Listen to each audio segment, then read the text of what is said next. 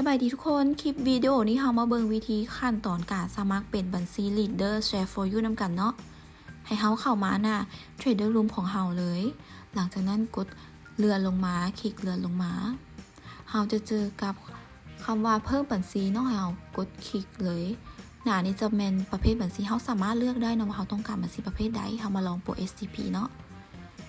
หน้านี้จะเป็นข้อมูลเบื้องต้นเนาะ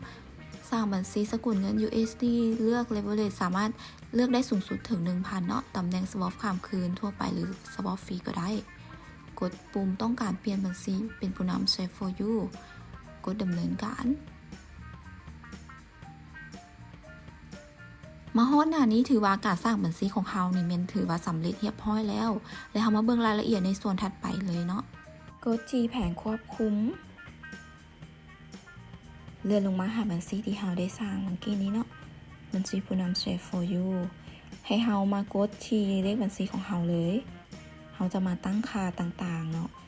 โดยเฮาจะเห็นในหน้าจอว่าจะมีลิสต์รายการหนังสือสีฟ้าๆนี่เนาะเป็นรายการที่เฮาจะต้องเบิ่งรายละเอียดและทำการตั้งค่าคือสร้างบัญชีเฮาได้เฮ็ดแล้วยืนยันตัวตนเฮาได้ทำการไปแล้วและเฮามาเบิ่งทางรูมเนาะคำอธิบายบัญชีหมายความว่าเฮาสามารถใส่คำนิยามเชิญชวนให้ follower มาติดตามเฮาได้เนาะประวัติการเทรดต่างๆของเฮาสามารถใส่ได้เฮามาทำการอัปโหลดรูปโปรไฟล์คลิกไปเลยเนาะตั้งค่ารูปโปรไฟล์หลังจากนั้นเจ้าหน้าที่จะทำการรีวิวเนาะว่ารูปโปรไฟล์ของเฮานี่ถูกต้องเหมาะสมแล้วหรือบ่ทำมาเบิ่งค่าคอมมิชชั่นนำกันเนาะโดย Share for You จะมี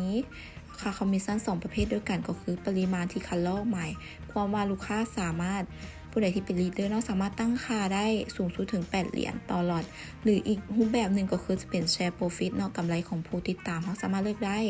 สูงสุดถึง 50% เขามาเลือกกลางๆเนาะ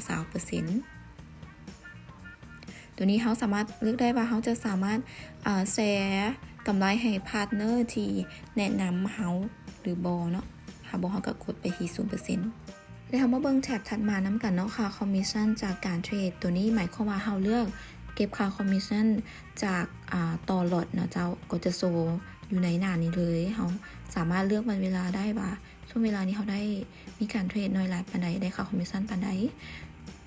ถัดมาจะเป็นค่าธรรมเนียมจากการเทรดตัวนี้หมายถึงว่าเราเลือกค่าคอมมิชชั่นจาก Profit Sharing เนาะคือกันเลยเส้นเดิมกวดสอบได้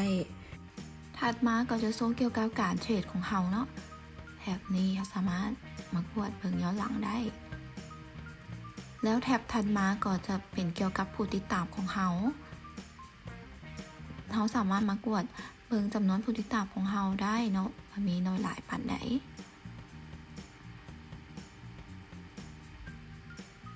แล้วอันสุดท้ายก็คือจะเป็นข้อมูลสถิติของการเทรดของเขาเนาะมีความผันผวน